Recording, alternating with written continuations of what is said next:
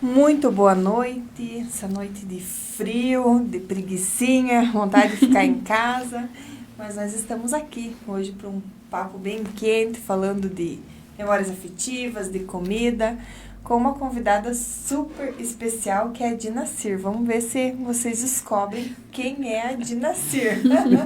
Seja muito bem-vinda, Dinacir. Obrigada por aceitar nosso convite e por compartilhar a sua história, que eu tenho certeza que vai ser inspiração para muitas pessoas que estão nos assistindo.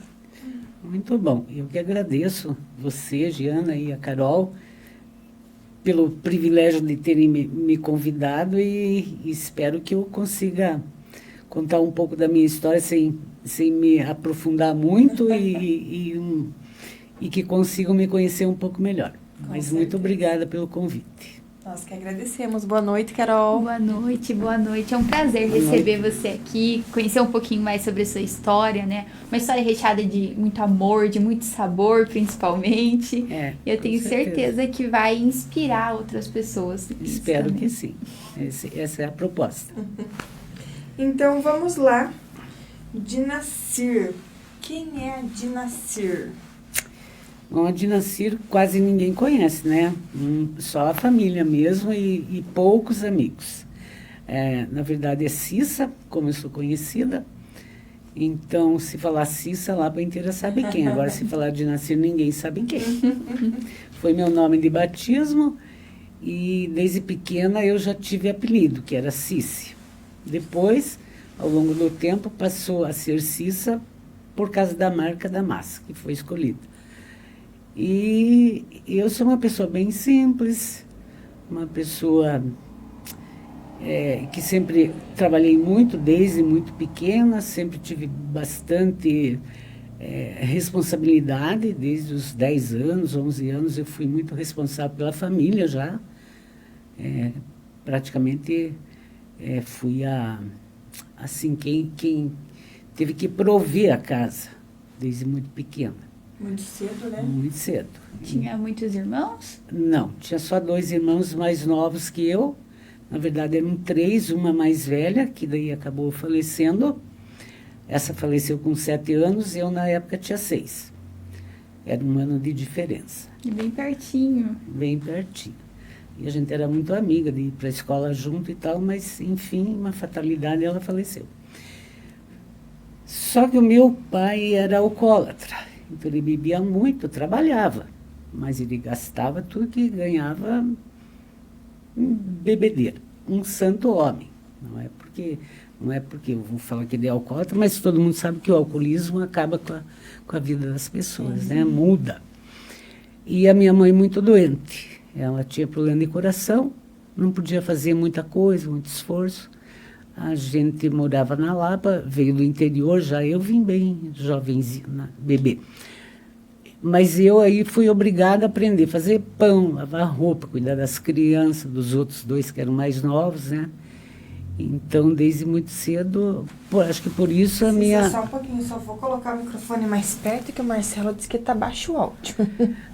Por isso, então, acho que é meu gosto também pela cozinha, porque desde muito cedo eu cozinhava. Acho que com 8 anos eu já estava no fogão. E já experimentava as receitas? Já. Não tinha receita. Naquela época as coisas eram bem simples, né? Era a base do que é hoje a nossa comida típica, vamos dizer, era a base do torresmo, do virado, da quirera, né? Essas coisas assim eu aprendi lá, bem jovenzinha. E fazer pão, e lavar roupa. Naquele tempo era difícil, a gente lavava roupa no tanque, não tinha máquina, não tinha nada, não tinha água, a gente puxava a água da bica lá longe, com a água nas costas. Enfim, foi assim que a minha infância, a maioria, né? Depois, com 14 anos, já comecei a trabalhar fora. Fui trabalhar na loja do Sarkis, do Sarkis e da Ângela. E ali eu fui aprendendo já outras coisas da vida que até então em casa eu não sabia, né? E a Ângela cozinhava muito bem. E o Choquete era libanês. Então eu já fui aprendendo desde cedo outra cultura e outra comida. Que legal. Depois a gente teve vizinhos também, seu Ibrahim e a dona Jade, que moravam do meu lado, que também ela cozinhava muito bem, e eu fui apaixonada pela comida árabe. Aprendi muito cedo, sou até hoje. Então você já sabe fazer vários tipos diferentes de comida. Aí depois eu fui trabalhar na Receita Federal um tempinho ali, pouco tempo, e depois fui para a cooperativa, fiquei de secretária lá 1 ano e meio, e depois passei num concurso da Emater, antigamente a Carpa, né? E fiquei secretária por uns 4, 5 anos. Aí, nesse meio tempo, eu comecei a namorar, o Valdir, com 15 anos a gente começou a namorar. Nossa, menininha também. Com 15 anos começamos a namorar, e eu era sempre muito, assim, sempre fui muito curiosa e sempre fui muito ativa. E aí ele foi servir em Brasília, com 18 anos, eu com 17, peguei um ônibus e fui visitar ele lá em Brasília. Meu Deus! Não conhecia nada, peguei um ônibus, fui, parei em São Paulo, peguei outro. Com a coragem. Com a cara e com a coragem, 4 dias de viagem. Meu Deus! Então, assim, mas com 21 daí a gente casou. Mas ele já tinha voltado? Ele já tinha voltado, porque o exército, 1 ano e meio, por aí ele voltou. Uhum. E aí, já logo em seguida, eu tive a primeira filha, em 76. Agora já vai fazer 50 anos ano que vem que a gente é casado. Então, tem bodas de ouro aí. Tem bodas de ouro pela frente. E é uma história junto, né? É, uma história de vida. Aí, nesse meio tempo, assim, que ele foi trabalhar junto com o Expedito no Status. Foi aí que a minha vida de cozinha começou. Eu estava na Carpa e eu ia ajudar nos finais de semana, porque o Status, para quem conheceu, tinha muito movimento. E eu fui ajudar e acabei me apaixonando pelo restaurante, principalmente as massas. Então eu devo bastante do que eu sei hoje para a Yara e para o Expedito, que foi com quem eu aprendi muita coisa. E ali não larguei mais, né? Já tem 40 anos aí de restaurante. E naquela época já era massa caseira, já? Já era a mesma massa que hoje é feita, igualzinha, sem tirar nem pôr. Olha só. Então aprendi bem e era a minha paixão, sempre foi. A massa é uma delícia de mexer, né? Então a gente está aí com essa história do restaurante, idas e vindas para lá e para cá. Ficamos 16 anos em Mafra, em Rio Negro primeiro, daí Mafra. Em 2001 a gente voltou para cá.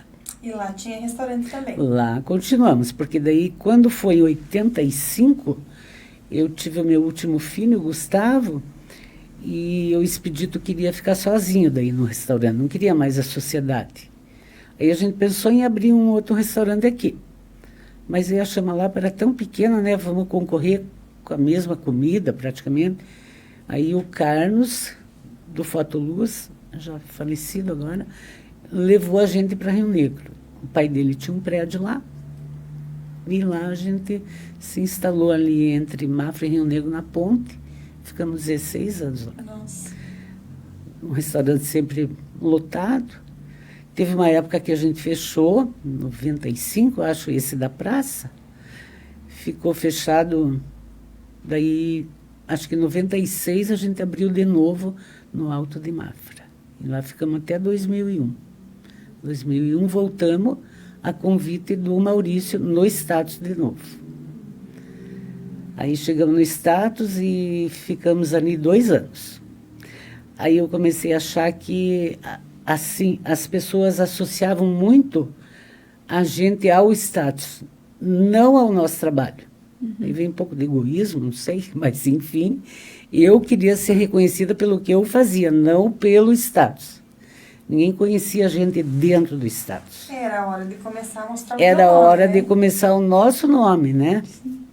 Aí que a gente foi lá para a Pousada Salles, a Salete tinha lá um espaço que fechou, uma pizzaria, e começamos ali em 2003.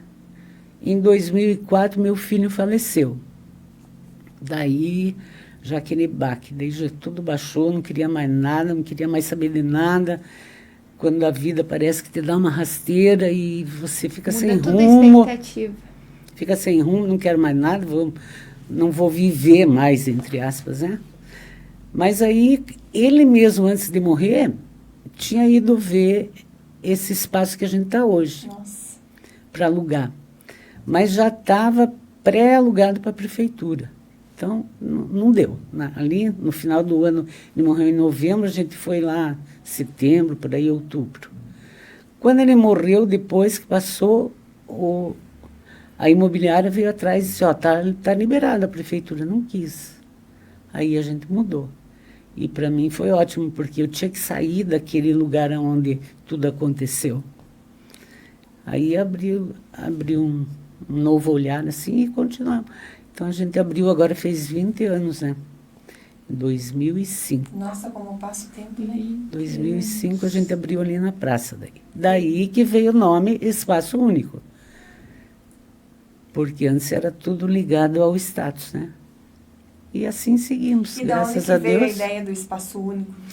O Espaço Único, assim, o Padre Alfeu era primo do Valdir. E ele frequentava lá todo dia, né? Ele falou, nossa, mas essa casa aqui é maravilhosa. E ela tem assim, uma energia muito boa. Eu vou te ajudar a achar um nome. Vamos ter que pôr um nome bem legal aqui. E eu, como sempre gostei muito da antiguidade, já estava enchendo, como ele é hoje, né? As paredes cheias de quadro e antiguidade, cheia de história. E aí conversamos, Espaço Único, aqui vai ter de tudo. Então, Espaço Único. Foi assim que saiu. Muito legal. E ficou num lugar cheio de história também. Ficou num lugar cheio de história. Uhum. E que hoje, quando se fala em Espaço Único, é uma coisa que, né, todo mundo conhece, é uma referência. Uma referência. Igual como foi com o status há anos atrás. E até hoje o status ainda é falado. O status é lembrado, é verdade. E lá no começo, lá atrás, você imaginava já que você queria abrir um restaurante? Que você não, nunca me passou pela cabeça. Inclusive, quando eu comecei a ir ajudar, que depois desisti do meu emprego para abraçar o restaurante, eu via minhas amigas assim, porque quando você trabalha fora, que você tem o final de semana livre, o teu ritmo de vida é outro, né? Então, eu tinha as crianças pequenas, a gente levava para a piscina, tinha piscina lá embaixo ainda. Tinha um final de semana bem legal. E no restaurante, não, final de semana que mais tinha que trabalhar. Aí elas passavam, minhas amigas e tal, pegar comida para levar no domingo para casa. Porque o status sempre também foi referência, e o macarrão nem se fala, né? Acho que não tinha lá porque não comesse macarrão no domingo do status, ou vinha lá ou levava, né? E eu ficava olhando, meu Deus, eu trabalhando aqui feito uma doida, e piscina nunca mais, né? Mas eu gostava, e foi, né? Não abdiquei a vida inteira daí do lazer, mas para mim sempre com muito prazer.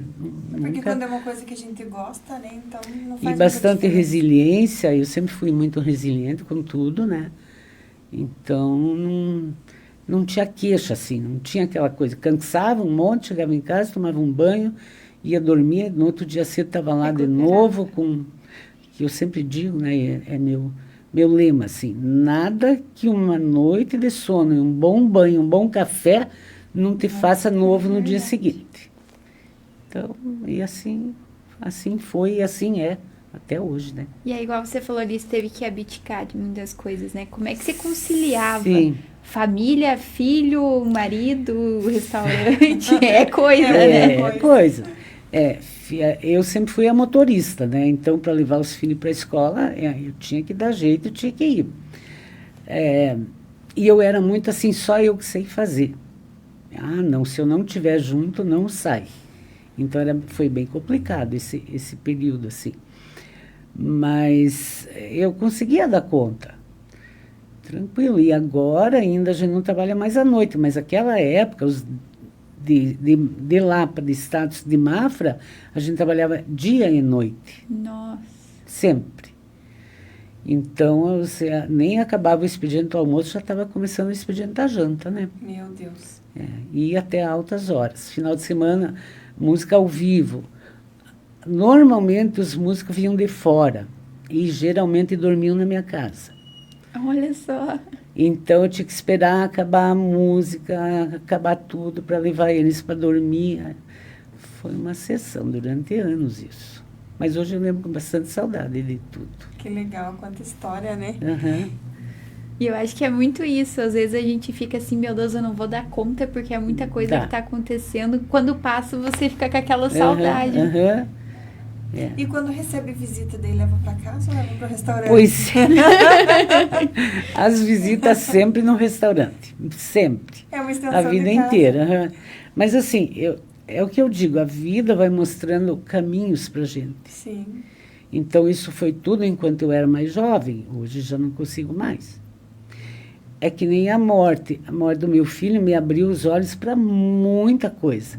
Então, você tem que tirar proveito do que aconteceu de ruim para você ver o porquê que aquilo aconteceu. Normalmente, as pessoas se lamentam. Ai, por que comigo? Claro que eu também fiz isso. Sim, né? sim. Você, na hora você se revolta com Deus, porque comigo foi um dia depois do meu aniversário, foi muito assim, Deus, você não podia ter feito isso, vou morrer, vou me matar. Mas depois você começa a ver e refletir. O que você estava fazendo de errado e os que ficaram. Então, a gente, durante todo esse tempo, que foram anos, não tinha Natal, não tinha Ano Novo, porque eu queria trabalhar. Os clientes eram mais importantes do que a família. Então, eu trabalhava daí no Natal, no Ano Novo, encomenda. O Mafra, prefeito, tinha... ganha a eleição, no dia 1º a gente ia servir o almoço, então não tinha aquela coisa de estar com a família. Servia a família dos outros e só servia dos outros e a tua ficava para trás. Não tinha tempo para nada. Depois que o Paulo morreu, no primeiro ano a gente já mudou. Não atendemos mais Natal, nem Ano Novo, nem a Páscoa até a gente abre, né? Sexta-feira Santa, é tudo fechado. E olha como é importante ressignificar. Você ver exatamente. Uma coisa que aconteceu e tirar, né, a parte boa. O que eu vou aprender com isso? Que bom que você conseguiu. Então, daí os filhos e os netos, que agora já são 6, graças a Deus. Olha só, já é uma família enorme já. Então, no final de ano a gente fecha uns dias ali. Tem cliente que reclama, mas vai fechar. Preciso fechar, preciso ter o meu tempo, preciso. Também. E a gente também tem família. Para você deixar os funcionários, teve um ano que a gente deixou. Mas eles também têm a família deles. Sabe? Então não é bom para mim, não é bom para eles. Todo mundo tem o mesmo E precisa ter esse olhar humanizado. Tem. Porque se a minha família precisa de mim, a família deles também precisa deles. Também. Então isso a gente sempre teve, assim, com os funcionários, de entender sempre o lado deles e no que puder facilitar e ajudar, a gente faz. Eu acho que isso é uma coisa legal do pessoal saber, né? E se tocar também, que é igual você falou, como todo mundo quer ficar com a família no Natal, no Ano Novo, tipo, vocês também querem, sim, não é porque tem um restaurante que vamos comemorar Natal mais agora. Assim, no começo, os filhos mesmo diziam, e os conhecidos, mas você não tem medo que daí eles vão para a concorrência? Não tenho medo que vão para a concorrência. Se a concorrência está aberta... E tem que ir mesmo, porque alguém vai ter que atender esse público, né? E, na verdade, vocês têm um diferencial muito grande, né? A comida, acho que cada um, que a gente estava conversando antes, eu posso ir lá e pegar a receita do teu macarrão e fazer na minha casa, não vai ficar a mesma coisa. Pois é. E é verdade, porque eu já dei bastante aula de culinária também para muita gente, né? Mas ninguém faz o macarrão igual eu. Sim. Fazem, tem alguns que fazem, mas não é igual o nosso. Sempre tem uma coisinha ou outra que fica diferente. E também não tem nada a ver se eu estou ensinando o beabá completo, porque é para aprender, né? É para fazer igual. E é isso que eu ia perguntar quando a senhora falou ali da massa, uma paixão. Eu nunca me dei bem com massa. Até antes fazia os pão crescia, ficava bonito. Hoje em dia nem os cachorros querem comer pão, mas acho que eu vou ter que fazer um curso aí mas é aquilo, a comida não é questão de curso, é questão de às vezes, de técnica. Sim, o jeito que você está amassando, a quantidade de fermento, a quantidade do sal e tal. Você tem que começar a entender a tua comida. O que deu errado, por que deu errado. E se você prestar atenção, alguma coisa ali não deu certo na maneira de fazer. E é verdade. E hoje o pessoal que trabalha ali na cozinha do restaurante, você fez tipo um intensivão com eles também, para ensinar todas as técnicas. Não, é difícil assim, porque não é bem intensivão. Eles vão aprendendo no dia a dia. Então, tipo, entra um funcionário novo, ele tem um mês para aprender, a gente não pressiona. Primeiro você fica olhando, vai vendo, daí 3 dias depois você já vai fazer, não deu certo, vai de novo e tal, mas em pouco tempo eles estão aprendendo. E não é uma cozinha difícil, a nossa cozinha é uma cozinha fácil, né? E é uma coisa que quem gosta, né, tá no sangue, ele vai, aprende e faz. É fácil. E aquela coisa, você não pode pressionar funcionário, né? Você tem que deixar... No tempo dele. No tempo dele, no tempo dele. Eu até estou lendo, pedi até para o Marcelo mandar para mim já hoje uma foto. Eu ganhei um livro da Karina, Lidere como uma Mãe. Estou lendo. Nossa, excelente. O título já diz muita coisa. Lidere como uma mãe. Então, eu comecei a ler e daí vi que, sem querer, durante esses anos todos, eu meio que liderei como uma mãe. Porque não adianta você querer liderar 10 pessoas, sendo que cada uma é diferente da outra, né? Sim. É igual filho. Então, se você tem 3, um é diferente do outro. Você tem que saber como lidar com cada um. Então, a liderança da equipe é a mesma coisa. Então, é difícil um funcionário que não fique comigo bastante tempo. Muito difícil. E eles aprendem muito bem. Muitos já saíram e voltaram depois. Porque, e é bom quando acontece isso, né? Nossa, nem fale. Bem tratados. Né? E eu sei que quando eu saio, eles fazem do jeitinho que é para fazer. Essa confiança é bom. Essa confiança é bom. E os que estão, quando entra um novo, a gente sempre fala, recebam bem o colega. E ensinem sem querer que já entre sabendo. E na maioria das vezes vai 2 meses para aprender bem. Não adianta querer forçar. Muito difícil alguém que entre em 15 dias já tenha aprendido tudo. Não aprende. E tem alguns que estão lá 8 anos e não sabem tudo também. Mas tem outras qualidades, né? Na verdade, cada um tem, né, a sua potencialidade. E assim como o líder tem que ver qual que é a potencialidade de cada um, né? Então, sabendo respeitar o respeito mútuo entre patrão e funcionário e entender as limitações deles, não tem como dar errado. Sim. Não tem como. E os netos se interessam também, os filhos, em aprender as receitas? Não. Eles começam bom, né? Ninguém lá em casa cozinha, ninguém. Capaz. Não. Agora, para sair, deixei uma jantinha pronta, uma sopa lá para eles, porque ninguém gosta de cozinhar. Então, às vezes, eu sou muito... Eu não sou aquela pessoa assim, ai, meu filho, ai, meu amor. Não sou, nunca fui. É meu jeito mais... Acho que aprendi de casa, né? Porque meu pai e minha mãe também não eram assim. Os antigos não eram assim, né? A gente era criado meio no chucro, né? No empurrão. Mas, assim, eu nunca interferi na vida deles. Sempre deixei à vontade para fazer. Ensinei, claro. Mas cada um age como quer. Fizeram os cursos que quiseram. Estudaram todos eles o que quiseram. Nunca interferi na vida de nenhum. Só que assim, eu posso não ser aquela mãezona de estar acariciando, mas eu não sei sair sozinha. Se eu for sair, eles têm que ir junto. E se eu saio sozinha, já fiz algumas viagens sozinha, eu fico me sentindo culpada que eu fui e eles ficaram. Não acho certo que eu fui viajar para o exterior, fui para o exterior e eles estão em casa.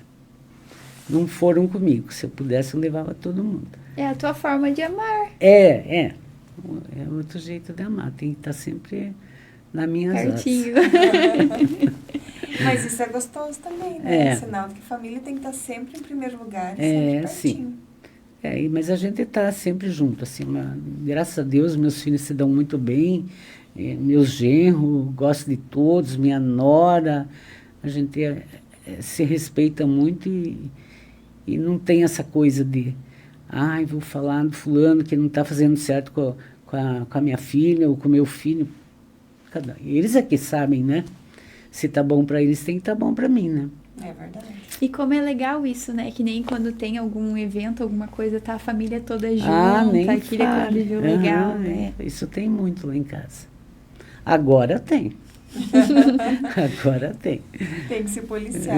E tem algum fato inusitado, engraçado que aconteceu no restaurante? Tem muitos turistas, deve ter alguma história para contar. Tem, né? Sabe que aqui na Lapa até não me lembro de nada assim muito engraçado. Teve uma que eu nunca esqueci, em Mafra.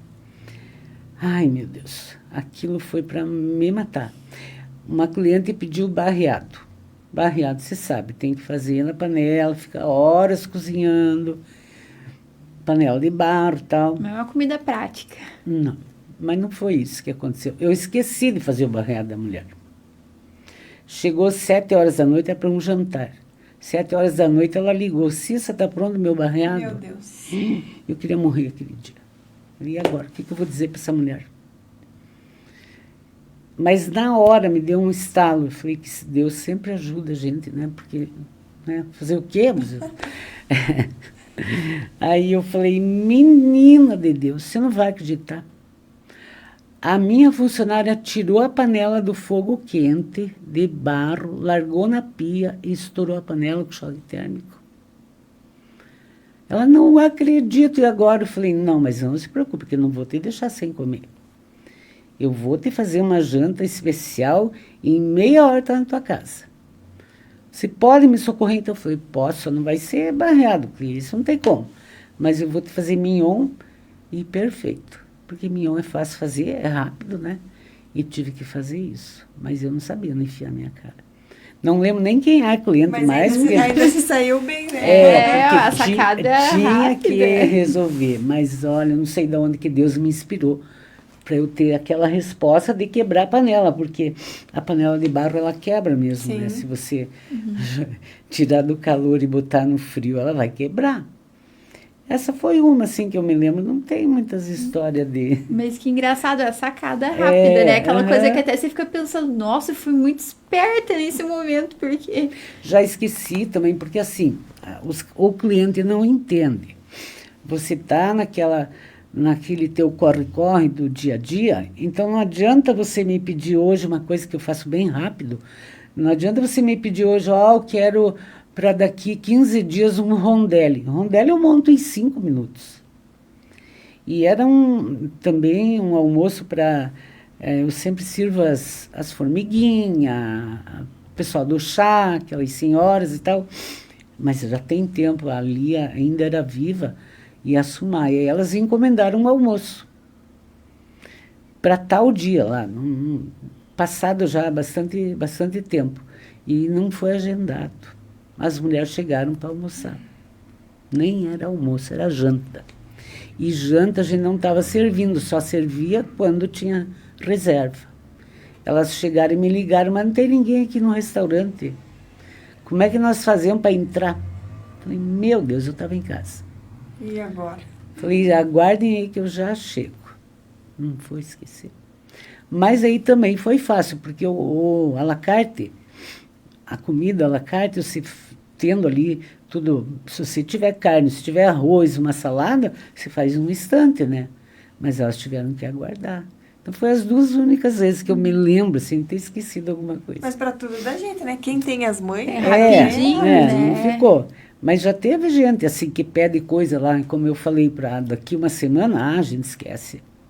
É muita coisa, A gente vai lembrar do que nem amanhã, já está na agenda lá. Eu tenho agenda lotada até o final do mês, mas está no quadro. Mas são as coisas grandes, 80 pessoas, 120, não sei o quê. Mas as coisinhas pequenas passam batido, né? E como que faz para administrar tudo isso, né? Para saber, no domingo vai vir tantas pessoas, ou às vezes sobra muito, ou falta. Deve ser, não, conseguir a prática. Agora a gente já tem, né? Você já sabe com que número de pessoas você trabalha. E a quantidade de comida também, né? E tem a tecnologia que hoje ajuda bastante. A minha cozinha tem uma tecnologia boa, tem forno combinado, que você faz as coisas com antecedência lá. Eu posso ter hoje 50 lasanhas no freezer e na hora, dali meia hora, eu posso estar servindo as 50, se eu quiser. Porque Nossa, tem tecnologia para isso, legal. né? Então, por isso facilitou bastante a nossa vida. E onde surgiu o Massas da Cissa? Massas da Cissa, bom, primeiro que já antes de a gente voltar para Lapa, em 2001, que a gente voltou, eu já vendia os congelados lá em Mafra. Mas não que eu vendesse congelado, me obriguei a vender. Teve uma época que a gente fechou o restaurante e, por outros motivos, foi fechado e daí não tinha do que sobreviver. Aí, como as minhas clientes gostavam das massas, começaram a me pedir. E eu comecei a fazer, e o supermercado Barão aqui da Lapa, o Denilson, também queria as massas para vender. Então, comecei lá a fazer, fazia na minha garagem, um cilindro pequenininho, um freezer pequeno e vinha entregar da Lapa. Quando a gente veio em 2001, em 2002, o Paulo, esse meu filho que faleceu, abri uma peixaria. Mãe, eu vou criar uma logomarca para você e eu vou vender tuas massas na peixaria. E foi aí que começou, em 2002. Aí ele fez a logomarca da Cissa, ele que colocou daí Massas da Cissa, e começamos a vender. Que legal. Aí já continuei vendendo para outros supermercados, Barcelona e tal. Depois veio a loja, daí agora veio a fábrica. A fábrica está indo para o 4º ano, que daí era tudo feito num restaurante, mas daí eu ocupava uma sala só para isso, né? E a demanda começou a crescer, daí agora tem a fábrica, daí é tudo feito lá. Que vai para o restaurante e pronto. Coisa, né, para ir fazendo junto. Daí são outros funcionários, lá tem 4 funcionários.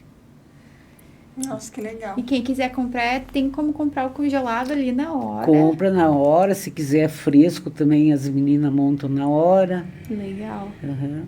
E tem em Curitiba também? Curitiba, daí abrimos uma loja. Daí é meu genro que administra. No começo capengueou bastante. Até o pessoal Curitiba conhecer, não é fácil, né? Para você fazer cliente não é fácil. Mas agora até já está engrenando. É 2 anos e meio para começarem a descobrir. Depois que conhecem, voltam sempre. Daí voltam. Esse é o importante, eles voltam. Eu sempre pergunto, quem comprou voltou? Esse é o teu termômetro. Se o cliente que veio hoje, daqui 1 mês ele voltar, tá ótimo, né? Sim. E assim tá indo. E é legal, a família tá ajudando, então tá começando a se envolver. Sim, não na cozinha, não mas... na cozinha, mas E a massa é mais fácil, né? Eu até falei que a minha ideia era parar com o restaurante, porque estava muito pesado para mim. Até 2 anos e meio, 3 anos atrás, era só eu que administrava. Cozinha, funcionário, compra, e tudo era eu não estava aguentando. Daí a Karina, minha filha, falou, não, então eu vou... Daí o Valdir ficou doente, né? Teve câncer nesse meio tempo, e eu tinha que me ausentar bastante. Daí ela foi atender, e agora ela está lá me ajudando e vai administrar. Pegou gosto pela coisa? Pegou gosto e vai continuar. E é bom quando tem essa sucessão, que você vê que do teu trabalho está gerando fruto e os filhos ainda estão ali junto, trabalhando junto, né? E daí agora eu fico só na administração da cozinha, né? Dos dois? Daí da casa de massa, né? Da fábrica e do restaurante. De vez em quando dou uma olhada no café lá, mas não fico no café. Mas e o legal é que as massas que você faz lá na fábrica, você já consegue levar para o restaurante também, tudo né? Feito consegue lá. É fabricado na fábrica e levado pronto para o restaurante. O restaurante não faz massa. Vem tudo pronto. É melhor assim também, né? Acaba ficando mais prático. Né? Sim, sim. diminui o serviço das funcionárias do restaurante também, né? E o pessoal faz evento só com as massas ou faz evento com todo... Não, buffet completo. Ah, completo. Não tem buffet só de massa, não tem. Ainda não teve, vai ter gente que pode pedir. Pode ser. Que a massa tem um detalhe especial, né? O pessoal gosta, ainda mais no frio agora. Agora no frio ia bem um rodízio de massa, né? Uma sopinha. Pior que é isso mesmo. Mas a maioria é buffet completo, né? A gente atende muita criança. Amanhã, por exemplo, nós temos 140 crianças. 2 colégios, um com 80, outro parece que com 60. E daí criança é mais fácil, porque criança é batata frita, frango à milanesa, arroz, feijão. É mais tranquilo. Tem coisa que você sabe que eles nem vão comer. Não vão comer, não adianta pôr. Pior que criança é assim.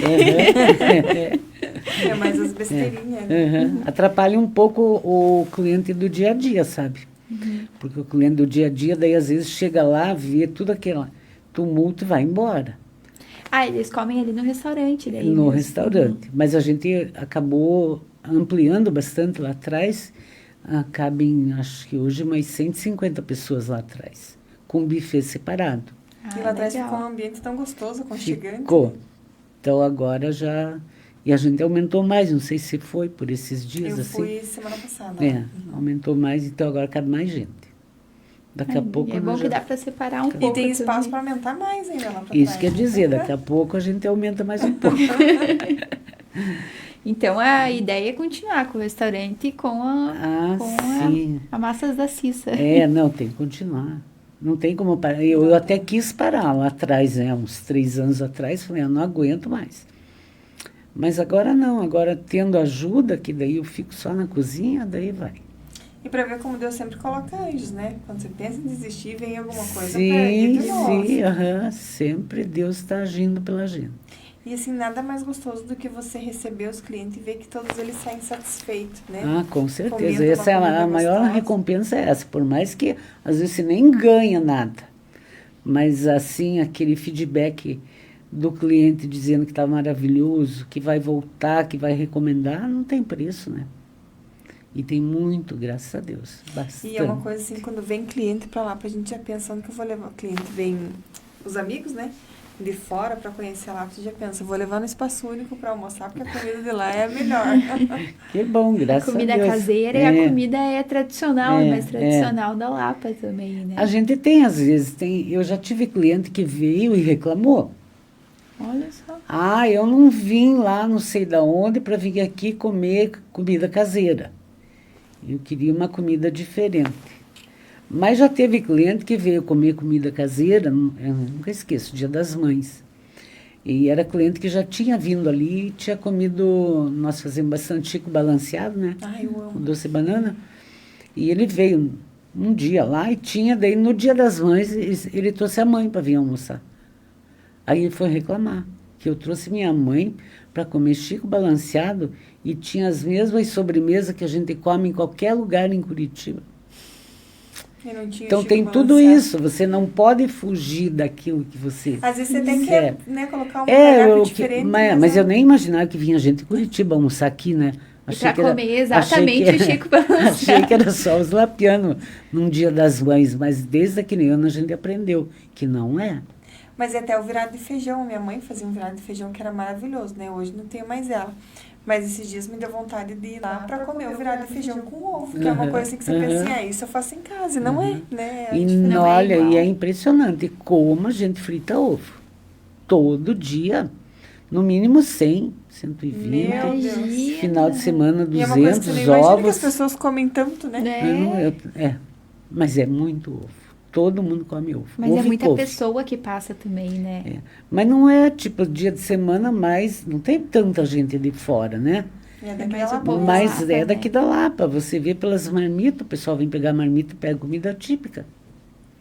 Então é muito hábito do lapiano. Sim. Por isso que eu falei lá na minha infância, a gente comia virado feijão, quirera e etc. As coisas que é até hoje. E essa comida campeira é receita da mãe, daí você aprendeu em casa, não? aprendi com as minhas avós, mais com as minhas avós, porque eram do interior, né? A minha avó materna do interior. A paterna era daqui. Minha avó paterna era russa, foi com ela que aprendi o pirogue, que também é um dos pratos preferidos de qualquer pessoa que coma pirogue. Esses dias tinha uma polonesa lá, que veio da Polônia, e daí foi falar com... Eu tenho agora um rapaz lá que trabalha com a gente, e ele entende, né? Ela falou que o melhor pirogue ela já comeu, que estava igual o deles lá, que é feito com nata também, né? Então, o nosso pirogue é tradicional também.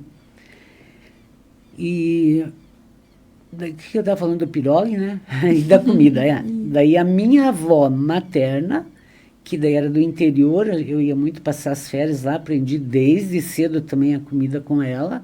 Daí sim, eles trabalhavam na roça, daí lá vem o virado de feijão para tomar o café das 5 horas da manhã, né? Delícia, um viradinho com café. Virado, carne de porco fritando na panela, no fogão o dia inteiro, bolo de fubá com a brasa em cima, isso tudo, daí foi lá da infância. Nessas horas, falando de comida no espaço único, a barriga já começa a começar a dar fome.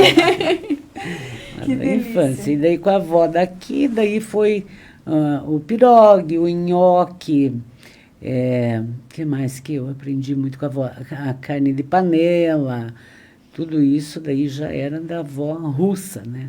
Já era outra... É tudo comida com história, com raiz, né? Com tradição mesmo. O próprio alushki, né? Ai, que delícia. A banana frita. Banana frita. Meu Deus do céu, como é difícil fazer em casa. Né? Você frita, ela fica gordurosa. Não adianta, tem que ser em restaurante mesmo, né? Se você quiser um dia te ensino, não precisa, você pode fazer em casa. Não vai ser agora que eu vou dar uma receita aqui, mas se quiser posso dar. Eu acho que nós vamos ter que marcar o intensivão aí. Você ir aprendendo. Que nem minha filha, não aguento mais comer arroz com frango, mas vamos sair, almoçar fora. Muita gente me pede, por que você não dá aula de culinária, né? Falei, mas será? Uma coisa tão... Para mim é fácil, é básico. Mas, no fim, qualquer hora eu acabo usando uma sala que eu tenho vaga lá para fazer. E me avisa, porque não é, né? É uma coisa assim que eu falo muito, que eu me arrependo de não ter convivido mais na cozinha com a minha mãe. Uhum. Apesar de que ela era daquela, assim, a cozinha é o meu lugar, não se intrometam aqui. Né? Então, a gente só chegava para comer mesmo, mas às vezes é um detalhezinho, é um segredinho ali. Eu até lembro um dia que a Ana estava falando do macarrão, que coloca a manteiga e balança. Falei, nossa, né? Eu nunca imaginava. Eu ainda faço macarrão, coloco o óleo, depois coloco embaixo da torneira. Um pecado, né? Tem tanta gente que cozinha o macarrão e passa embaixo da água fria, meu Deus do céu. Estraga completamente. Quebrar o macarrão, então, nem se fala, né? É outro pecado. Italiano chora, pecado mortal. Então, esses detalhes. Pecado mortal. Eu acho, Cissa, que você deve dar um curso verdade. Já coloca o meu nome lá acho que eu vou fazer. Para salvar os almoços da minha família. Para pelo menos os meus netos dizer se a minha avó cozinhava bem. Mas sabia que eu acho que é uma coisa assim que hoje, né? Por exemplo, você sabe, mas que nem você falou, na minha casa ninguém se interessa por comida. Uhum. Então eu acho que é uma coisa que tá se perdendo, né? Tá. Hoje a juventude tem muita comida que não sabe nem como é que faz, não tem nem ideia de como é que faz e não tem interesse em aprender também. Não tem interesse em aprender e ficam comendo essas fast food por aí para fazer mal para a saúde, né? E é tão fácil fazer uma comida gostosa e rápida, né? Sim, bem feitinho. Eu falo assim que um arroz e feijão bem feito é maravilhoso. É muito tudo, bom. Qualquer coisa, um molho diferente para um macarrão, para uma carne, é tudo tão rápido. Eu, em meia hora, faço um banquete e qualquer um pode fazer, desde que saiba como né, usar o que tem de sobra numa geladeira para fazer uma comida. É tão fácil, mas é fácil para mim, né, que sei, né? Mas se outras pessoas souberem, né, se puder passar conhecimento, muito melhor. Com certeza. E é a facilidade, né? Eu lembro que minha avó fazia uma batatinha que ela cozinhava batata e depois ela fritava, daí ficava aquela batata com uma crostinha assim, maravilhoso. Mas eu acho que era o tipo da panela, porque eu vou fazer minhas panelas não funcionam. Tem que ser panela grossa, né? Um fiozinho de óleo, se põe um alhozinho, joga a batata e vai mexendo e pingando só um pouquinho de água. Eu acho que é até nisso, né? A panela certa, a colher tudo certa, isso. O lume do fogo certo. Eu sempre, às vezes, pego no pé das minhas meninas. Gente, como é que você quer caramelizar uma cebola com esses fogos saindo para fora da frigideira? Não dá. Tem que ser um fogo lento. Aí ela vai caramelizando. Mas acho que é uma coisa que tem que ter paciência também. Tem. Quem não tiver paciência não pode cozinhar. Esses dias eu fui fazer uma cobertura, fiquei estressada. Falei, esse negócio não dá certo. Fui coisar lá. Eu acho que foi.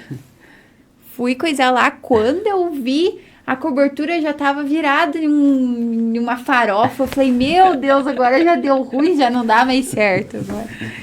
Tem que ser paciência. Tem que então, ter. já tem mais uma aluna aí. Olha lá. Vamos salvar teu casamento, Carol.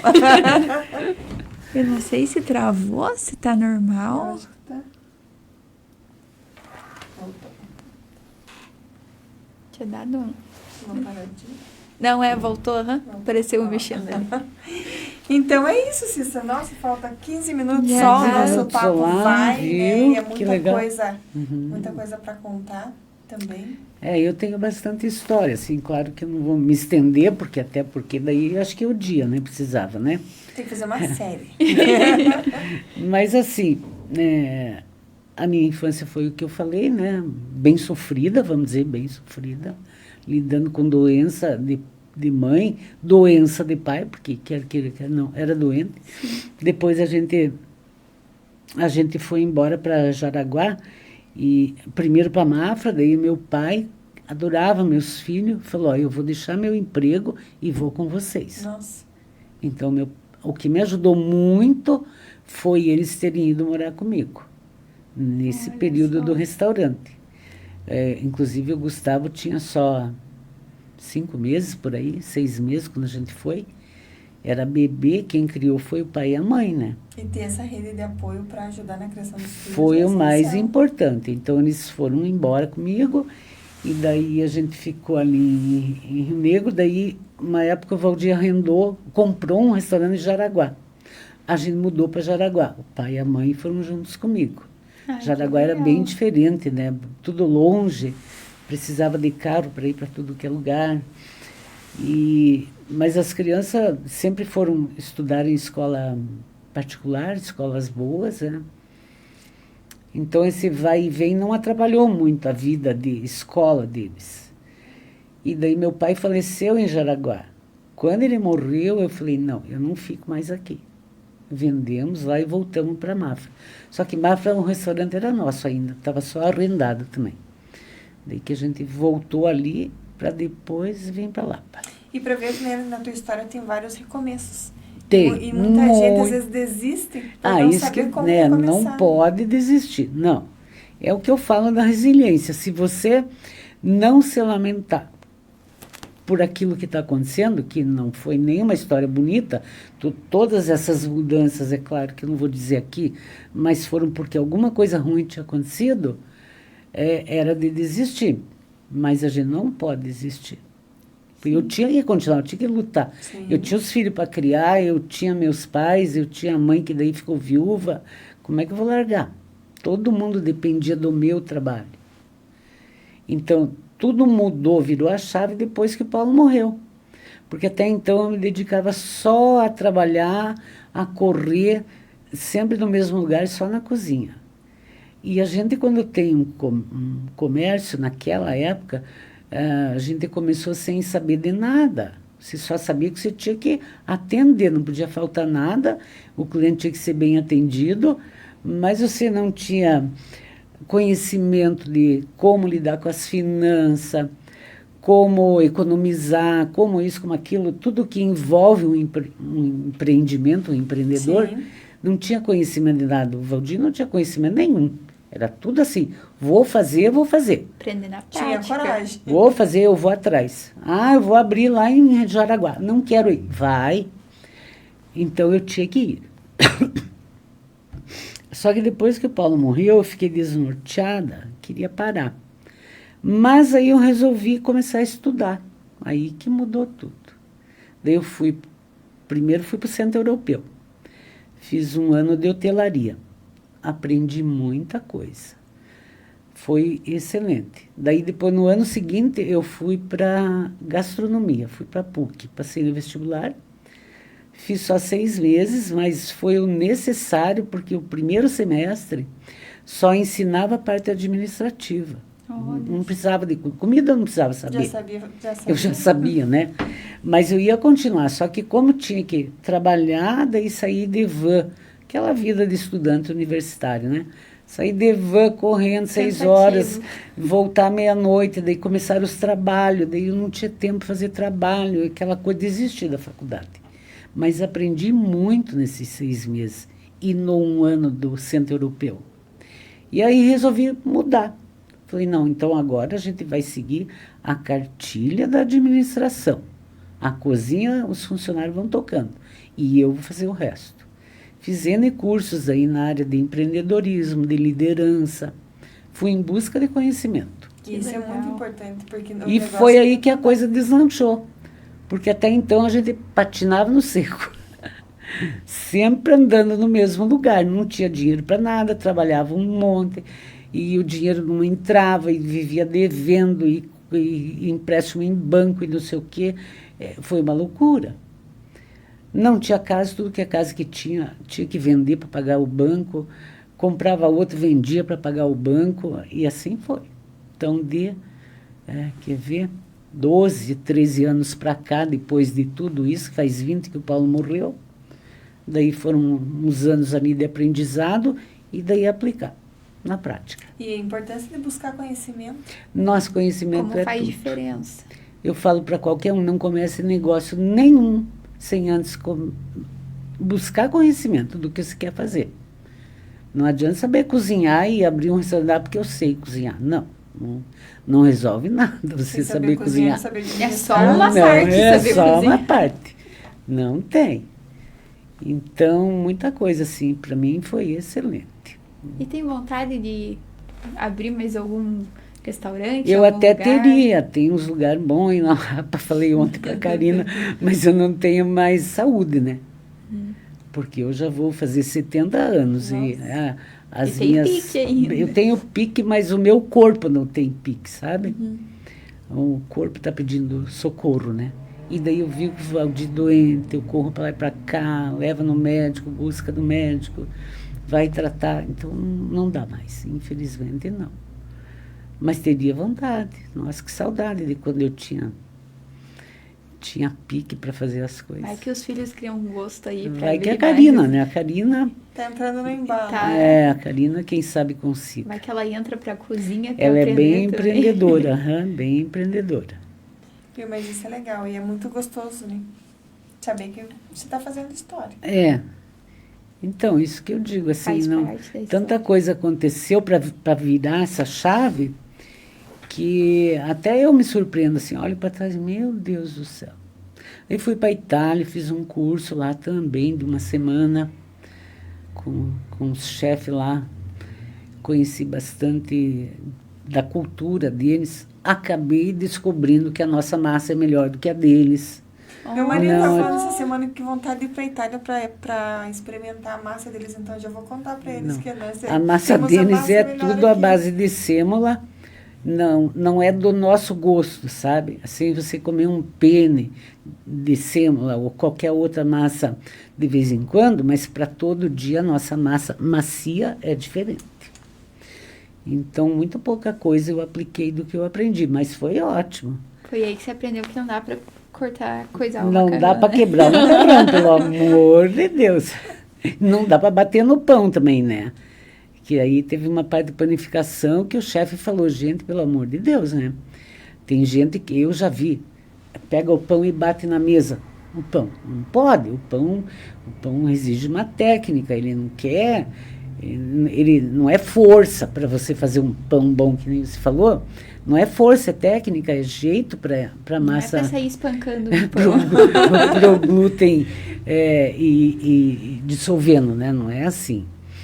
Então, bastante coisa eu aprendi. Vários macetinhos, assim, que fazem toda a diferença. Macete, né? que faz a diferença. Vou fazer um pão esse final de semana, se der certo, eu te mando foto. Mas não é pra espancar o pão, vai na tranquilidade. Manda um pedaço pra ver se ficou bom, não é foto. Eu converso com o pão e... Viu? Tem que mandar um pedaço pra ver se ficou bom. Tem que mandar mas é muita responsabilidade, só depois do curso. Deu até frio na barriga. Já estamos nos minutos finais. Nos minutos finais, que a Carol falou. E a gente deixa esses últimos minutos para deixar um recado, né? Para quem está nos assistindo, para quem vai assistir depois. O que teu coração diz aí para os nossos telespectadores? Então, o que eu digo é isso, que a vida seja de resiliência. Não tem outro jeito, porque problema a gente vai ter todo dia, né? Não adianta, porque todo dia a gente está tropeçando em algum obstáculo. E se você começar a se revoltar com tudo que acontece na vida, você não vai para frente, né? E persistência, bastante persistência. Doação, você tem que se doar, tem que olhar para o próximo sempre como se você estivesse olhando para você mesmo. E, assim, encarar as dificuldades que a gente tem e seguir em frente, nada de abater. Nada vem fácil. Não, nada vem fácil, nada vem fácil. É só ver como recomeçar, né? E acreditar em Deus, né? Porque às vezes você acha que não tem saída e quando aconteceu alguma coisa muito séria, eu sempre me pergunto por quê? Aí eu vou descobrir, talvez não hoje, nem amanhã, daqui um tempinho, eu sei por que aquilo aconteceu. O que foi que fez acontecer e aonde que eu tinha que mudar. É bem isso mesmo. Tudo tem um aprendizado. Tudo tem um propósito, né? Deus tem um propósito para gente. Não tem essa, vou te castigar. Não existe castigo de Deus, né?